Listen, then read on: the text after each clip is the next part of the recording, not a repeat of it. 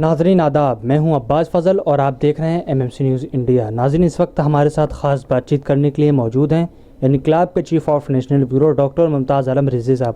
आज हमसे जिस तरह से रामलीला मैदान, गाज़ियाबाद के रामलीला मैदान में मज़दूरों की हज़ारों की तादाद में भीड़ इकट्ठा है, इस पर हम ख़ास बातचीत करेंगे। मुमताज़ आलम साहब, सबसे पहले आपका बहुत बहुत खैर मकदम। जी शुक्रिया अब्बास साहब। मुमताज़ साहब, इस वक्त दिल्ली में ऐसी गर्मी पड़ रही है कि जिस वक्त 5 मिनट भी धूप में खड़ा होना मुश्किल है, उसके बावजूद, इतनी गर्मी के बावजूद रामलीला मैदान, गाज़ियाबाद के रामलीला मैदान में तकरीबन हज़ारों की भीड़ इकट्ठा है। क्या कहना चाहेंगे इस भीड़ पर आप? देखिए, वाकई अगर देखा जाए तो ये बहुत ही अफसोसनाक है जो कि एनसीआर में हमारा गाज़ियाबाद आता है और यूपी में लगता है, और वहाँ पे कई हज़ार लोग, यानी जो हमें बताया गया है वो ये कि अभी भी 25 से 30 हज़ार लोग वहाँ पे जमा हैं। इससे पहले वहाँ लाखों लोग थे। तो ये वाकई बहुत अफसोसनाक है। और बात साहब, जो आपने कहा टेम्परेचर वाली, तो बिल्कुल सही है कि इस वक्त 44 से 45 डिग्री टेम्परेचर है और बाहर निकलना मुश्किल है, और ऐसे में लोग वहाँ पे जमा हैं और हज़ारों की तादाद में जमा हैं। तो ये वाकई बहुत ही अफसोसनाक बात है। और उनका रजिस्ट्रेशन हो रहा है, रजिस्ट्रेशन इसलिए हो रहा है कि उन्हें ट्रेन से भेजा जाएगा। अब सवाल ये है कि ये क्या तरीक़ा है, कुछ समझ से हमारे समझ से बाहर है, क्योंकि कई दिनों से ये सिलसिला जारी है वहाँ पे, और गरीब मज़दूर परेशान है, हैरान है। ना उनको पानी का कोई माकूल इंतज़ाम है, ना तो खाने का माकूल इंतज़ाम है, ना तो सर पे धूप रोकने कोई इंतज़ाम है। हालात बहुत ही धमाका खेज़ हैं, बहुत ही अफसोसनाक हैं।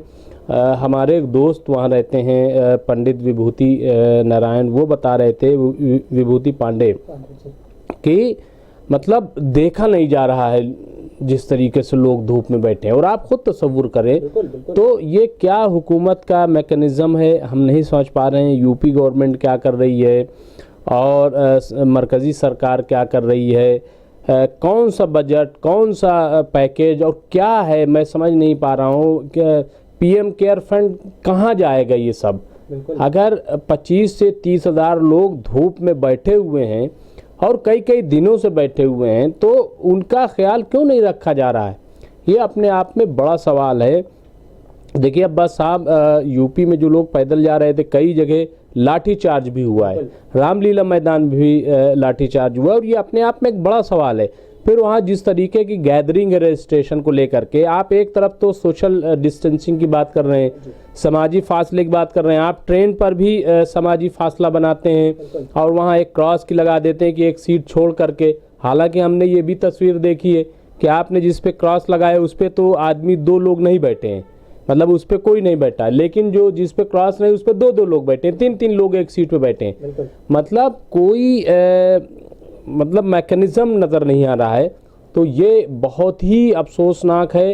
हुकूमत को चाहिए कि इसमें प्लान कुछ चेंज करे, कोई तब्दीली लाए, या किसी तरीके से कुछ करे, स्टेशन के पास कोई अरेंज करे, कुछ करे। लेकिन बहरहाल ये जो लोगों की रामलीला मैदान में धूप में भीड़ है, ये बहुत ही अफसोसनाक है, बहुत ही दर्दनाक है। मज़दूरों की ऐसी हालत कम से कम इससे पहले मैंने नहीं देखी है।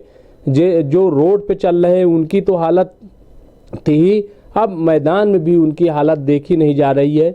मैं समझता हूँ कि हुकूमत को फौरी तौर पर कोई ना कोई एक्शन लेना चाहिए और उनको राहत देनी चाहिए, मैं यही कहूँगा। ममता साहब, एक और अहम सवाल है मेरा आपसे कि महाराष्ट्र में जो राष्ट्रपति रूल नाफिज किया जा रहा है, क्या कहना चाहेंगे इस पर आप?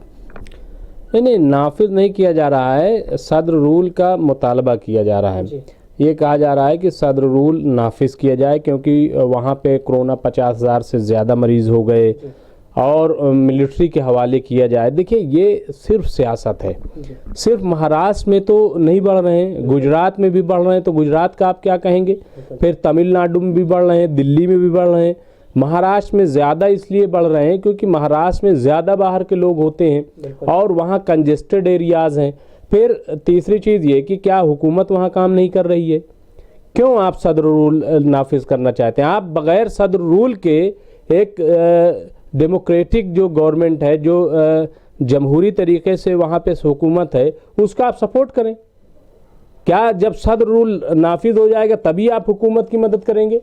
ये जो सियासत है, मैं बार बार ये कह रहा हूँ कि कम से कम सियासत इस वक्त बंद कर देनी चाहिए। सियासत नहीं करनी चाहिए इस वक्त। रूल कौन सा लगे कौन सा ना लगे, इससे ज़्यादा बेहतर ये है कि आप मदद क्या दे रहे हैं।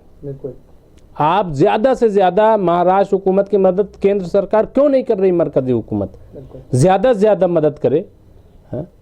क्या बगैर सदर रूल के मिलिट्री नहीं लग सकती है? लगाइए आप वहाँ जहाँ ज़रूरत आपको लगे, जहाँ फोर्स की ज़रूरत हो लगाइए, जहाँ और ज़्यादा डॉक्टर की ज़रूरत हो लगाइए, जहाँ PPE किट देने की ज़रूरत है वो कीजिए, जहाँ डॉक्टर्स और भेजने हैं वो भेजिए। जो आपको करना है आप कीजिए, कौन आपको रोक रहा है? लेकिन सदर रूल लगाइए। अच्छा, आप सवाल भी उठाइए, अगर अपोजिशन बीजेपी वहाँ अपोजिशन में है तो सवाल भी उठाए, इसको कौन रोक रहा है? ये बात खुद राहुल गांधी ने अपने प्रेस कॉन्फ्रेंस में कही। लेकिन ये कि आप सीधे सदर रूल, तो गुजरात का क्या, तो पूरे हिंदुस्तान में लगा दीजिए सदर रूल। अच्छा, फिर उससे क्या होगा? सब कुछ तो आप अपने हाथ में ही लिए हुए हैं, सब तो आप ही करता धरता है। तो आप क्यों नहीं कर रहे हैं? कोरोना क्यों आपने लॉकडाउन किया, किसने नहीं माना? आपने कहा थाली बजाइए, सबने थाली बजाया। आपने कहा ताली बजाइए, सबने ताली बजाया। आपने कहा चिराग जलाइए, बत्ती जलाइए, दिया जलाइए, सबने बत्ती जलाया, दिया जलाया। आप जो कहते हैं पूरा हिंदुस्तान तो मान रहा है, आप क्या करोगे? तो इसका तो मतलब ये है कि आप भी हट जाइए फिर। और सदर जो जमहूरिया है हमारे, रामनाथ कोविंद को हुकूमत सौंप दीजिए, वो चलाएं अपने हिसाब से, आप छोड़ दीजिए। आप भी छोड़ दीजिए अगर आपसे नहीं संभल रहा है तो। बिल्कुल नहीं संभल रहा है आपसे तो मैं समझता हूं कि ये बिल्कुल सियासत का वक्त नहीं है। बहुत हालात ख़राब हो रहे हैं अब्बास साहब, लोग मर रहे हैं, लोग परेशान हैं। फिर अभी गांव का बड़ा मसला पैदा होने वाला है। आप देखिए कि जो इतनी बड़ी तादाद गांव में जा रही है, उनका क्या होगा? उनके सामने सिर्फ कोरोना का मसला नहीं है, उनके सामने मसला है अभी रोजी रोटी का। जो शख्स अपनी फैमिली को 5 से 10 हज़ार जो भी भेज रहा था, वो शहर से भेज रहा था, अब वो खाली हाथ गांव पहुंच गया है, तो गांव में क्या होगा? तो एक बहुत बड़ा मसला सामने है, उसको मिल करके सरजोड़ करके, मैं देखिए शुरू से ही कह रहा हूं कि ये वक्त सियासत का नहीं है, ये वक्त हुकूमत और अपोजिशन को मिलकर बैठना चाहिए और एक प्लान तैयार करना चाहिए। जब तक ये नहीं होगा, क्योंकि अगर मान लीजिए कि 300 के करीब अगर हुकूमत के पास MP हैं, तो 200-250 MP तो अपोजिशन के भी हैं ना।